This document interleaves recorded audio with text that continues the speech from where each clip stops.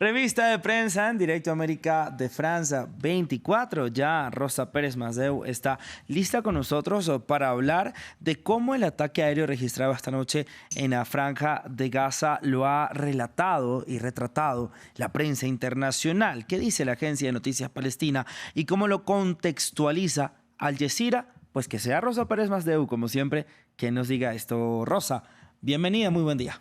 Buenos días, Raúl. Como decías, la Agencia Palestina de Noticias y de Información, WAFA, dice que según su corresponsal, el bombardeo israelí cayó en la ciudad del sur de la Franja de Gaza, Khan Yunis, y que de momento no se conocen víctimas mortales del ataque. Dice esta nota, el ataque llegó después de que el sistema antiaéreo Cúpula de Hierro de Israel interceptara un cohete lanzado desde la Franja de Gaza que de momento nadie ha reivindicado. Por otro lado, Al Jazeera contextualiza este bombardeo israelí con lo que está pasando en Jerusalén. Dice, Israel ataca la Franja de Gaza mientras la tensión aumenta en Jerusalén. También añade este texto que el sitio bombardeado por las fuerzas israelíes sería, según las autoridades de Tel Aviv, una fábrica de armamento de Hamás, y que también Hamás dijo que ya respondieron con misiles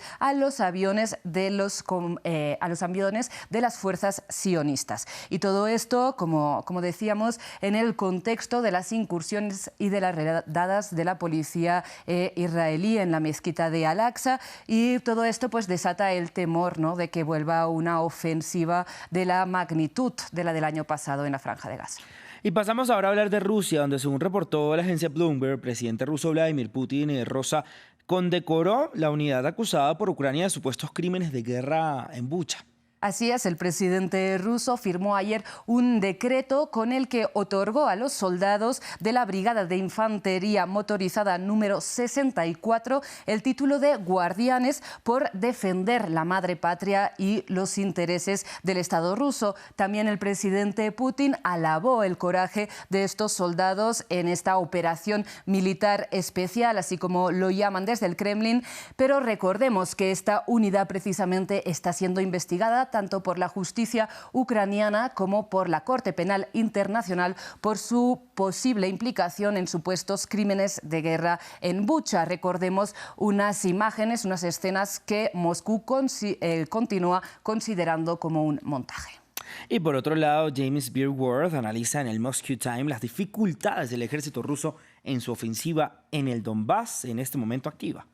Exacto, el periodista del Moscow Times en este análisis parte de la siguiente premisa, y es que el ejército ruso tendría en mente hacer una operación pinza por Izium en el norte y por Mariupol en el sur, en un intento de sacar a las fuerzas ucranianas de la región del Donbass y dar una victoria clave al presidente Vladimir Putin para el 9 de mayo en condecoración al día que el ejército soviético pues derrotó a los nazis, pero que sin embargo, como comentas, problemas de moral o de suministros podrían dificultar estos planes de las fuerzas rusas. Dice que si bien son superiores, ¿no?, todavía las fuerzas rusas respecto a las ucranianas, estamos hablando en términos numéricos, es difícil establecer las bajas humanas entre las filas rusas. Sin embargo, detalla cuáles han sido las bajas materiales, ¿no?, del ejército ruso. Dice, hasta ahora han perdido 510 tanques, 2.000 otros vehículos armados, blindados y 4 buques. Y de momento, dice, el ejército ruso continúa intentando reclutar a hombres en Donetsk y Lugansk. Bueno, Rosa, y vamos a cerrar esta revista de prensa con lo que estábamos avanzando en nuestro titular. El escándalo ya conocido como el Catalan Gate, su tierra natal, Cataluña. Una investigación de la organización Citizen Lab publicada en el New Yorker en un reportaje llamado ¿Cómo las democracias espían a sus ciudadanos? Rosa, ¿qué está pasando con el Catalan Gate? Bueno, Raúl, como decías, esta es una investigación que ha salido publicada en esta revista estadounidense, en el New Yorker, y de la que se han hecho eco muchos medios internacionales y que está originada por esta organización canadiense Citizen Lab.